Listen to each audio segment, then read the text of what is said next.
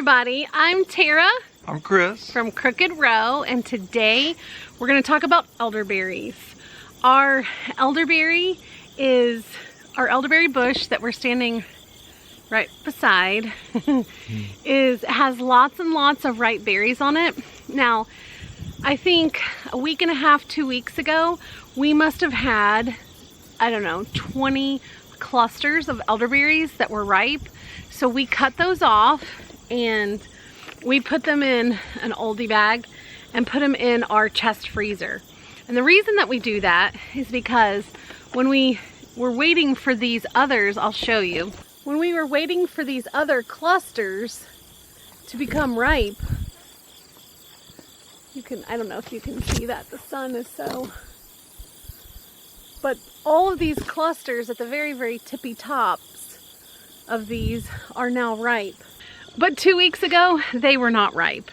And so we cut off the ones that were ripe, froze those, and now these are ripe. And so these are probably the last, well, it definitely is the last of the elderberries that we're gonna have. So we're gonna get to cutting these, and then we're going to pull them all off the stems, including the frozen ones. And then I'm gonna show you how to make elderberry syrup. So let's get started.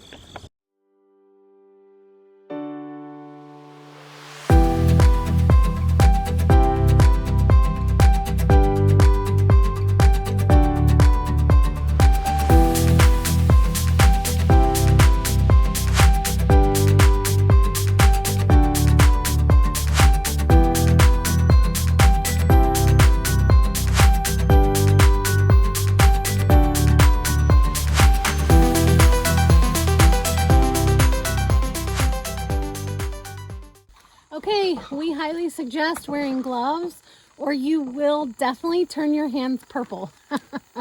So we're gonna get started on picking. We're shooting for about 6 cups of elderberries so that we can make the syrup for you.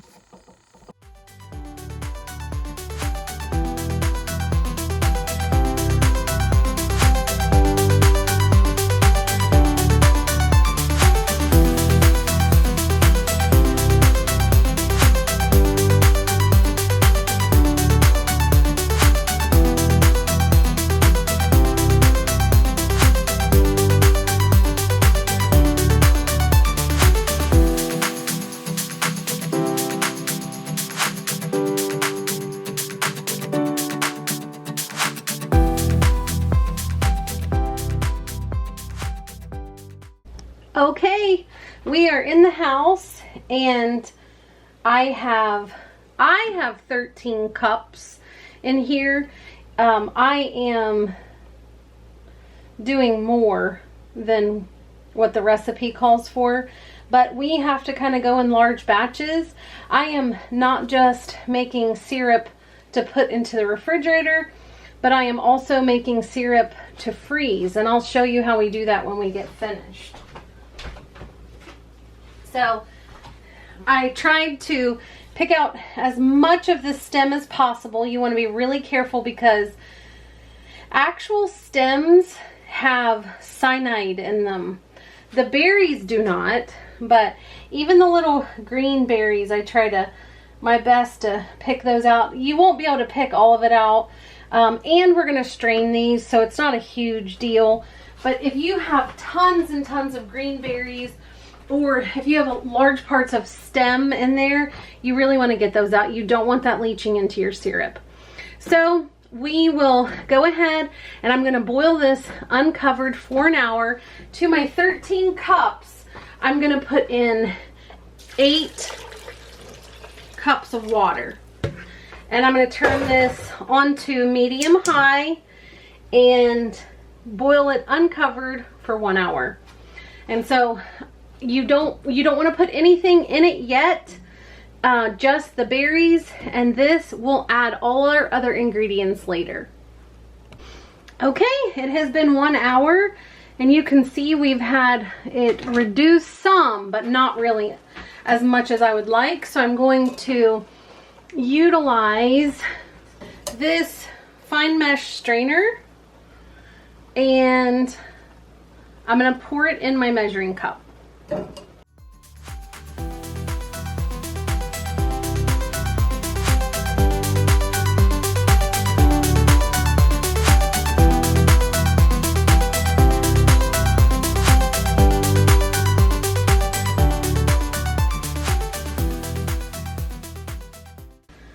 just going to wipe this out so that there's no residue.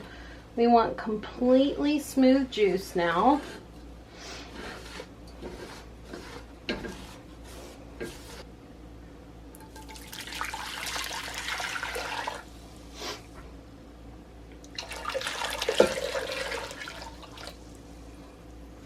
There's about 7 or 8 cups of juice. Okay, so now I have sliced some ginger pieces. This one's kind of a thicker one. And I have about a tablespoon of grated ginger. I am also going to add a half of a tablespoon of Ceylon cinnamon. Use whatever cinnamon you have. We use Ceylon cinnamon because there's great health benefits to it. And I'm going to add just a pinch of cloves. And I'm using the powdered kind. And when I say pinch, I mean pinch. And I'm going to stir this and let this kind of steep for a little while. And then we'll come back and I will take the heat off, and you want this to cool down to about 110 degrees before you add your honey. So I'm going to let this cook and then we'll be back. Okay, this has cooled down to about 100 degrees. And now I am going to add the raw honey. And the reason why you want it to cool before you do this is so that you don't kill the enzymes and all of the beneficial things that are in the honey. So I'm putting about 1.5 cups of honey in. The honey helps keep it preserved too. I know that sugar is the big bad guy, you know, in the health world, but in order to preserve this juice, you can also put sugar in it. We are headed towards the bottom. Okay, I'm just going to stir that around a bit. And you can go ahead and put this in a canning jar and store it in a cool part of your refrigerator, or you can do this. So I love to put things in ice cube trays. And so I go ahead and I fill these trays, and then I stick them in our chest freezer because it gets quite a bit colder than our indoor freezer does. And then I pop these out and I put them in a Ziploc freezer bag. And then through the winter, when my kids get sick, I just go ahead and pop one of these into a hot tea or whatever it is that they're drinking, and then they get about the right amount too, because it's about 1.5 tablespoons of the elderberry syrup, plus they get the hot tea as well. So we make mullein tea. I don't think it would be very good with lemon balm tea, but maybe it would be okay with lemon balm tea. But this is my preferred way to store it. It makes it a whole lot easier, and I don't clog up my refrigerator with a bunch of canning jars. So this is how I do this. And there are some things that I learned. I'm going to finish putting the rest of this in this and then taking it out to the freezer, and then I'll tell you some things about elderberry syrup. Okay, well there you have it. We have successfully created elderberry syrup, and we had about 2 cups left over after I filled all of our ice cube trays. So I went ahead and I did something new this year. We don't drink, but we have alcohol here for tinctures, and so we put a little bit of vodka in it because it actually helps keep that shelf stable. So it is in our refrigerator right now with a little bit of vodka in it. And they say to put a quarter cup of vodka or alcohol per cup of syrup. Ugh. I took a little taste. It definitely tastes like medicine now. So if you're just looking for syrup, don't add the alcohol. It's awful.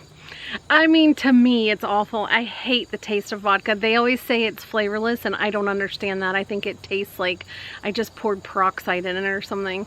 Anyway, but so also I have seen different websites that tell you to take a spoonful of the elderberry syrup every day. And so I want to kind of caution you, because if your body is open to having an autoimmune response, these are creating your body to have an autoimmune response. So not everybody has an autoimmune response, but some people do. So therefore, I would not take it if your body actually isn't fighting something. So that is just, I think, words of wisdom. Some people go ahead and they take echinacea and elderberry and all of these things every day, but I do know that there is some research that kind of points to the fact that, you know, if your DNA is sort of open to an autoimmune, or your body is kind of heading in that direction, it can cause the response. So just a caution. But this is a great syrup. You can utilize this syrup like if you're getting a cough, a cold, a flu even, and you'll want to take 1 to 2 tablespoons every couple of hours until you kind of beat it. And we utilized this last year. I loved it. My kids love it. And that's why I put it in those ice cube trays, so that I can pop it right into their teas. Or sometimes, I don't do this very often because I'm not a pop drinker or soda drinker. But sometimes when the kids are sick, I'll let them have like a little bit of Sprite, and I pop in a couple of those cubes, or just one really. One is plenty to kind of flavor up that Sprite. So I know that a lot of people have problems with the fact that you're putting a sugary substance in it. While honey is very sweet, and it can up your blood sugar levels, the small amount that you're taking, I don't believe is going to have a great impact unless you're having like too many carbs and things like that anyway. So if you are either insulin sensitive or you have blood sugar issues, you'll just want to take that into account. It does not work the same, because the honey helps preserve it. If you use sugar, the sugar helps preserve those, the fruit juice from the elderberries. So you want to kind of keep those things in mind. Don't use a sugar substitute or anything like that. Honey, you can even use a maple syrup, just any kind of natural kind of sugar you can utilize. So this is super easy. I think the longest part of this is picking the elderberries off of their stems, because these are tiny berries, but these are berries that pack a punch. If you cannot get fresh elderberries, or you don't grow fresh elderberries, I would suggest that you buy dried elderberries and you double the amount. So like if the recipe calls for 6 cups, you're gonna have to use 12 if you, wait, or is it the other way around? Wait a minute. So it is about half. You wanna use half of the dried, whereas you'd use the fresh. So when you can use fresh, I would suggest to do it, because I think you have greater potency, and all of the compounds that are related to the elderberry are still within it. So you kind of just don't want to fuss with everything. As little as you can, I guess, is what I'm trying to say. So anyway, there are wonderful things that come from elderberries, and I hope that you make elderberry syrup. I know people love to receive it as gifts, and they have these really cute little bottles out there, and you can put like little ribbons or tags and all sorts of things on it. But it is a delicious, wonderful, healthy syrup. So remember, If we can make elderberry syrup, anybody can. Thanks. Bye. Oh, look at my hands. Bye.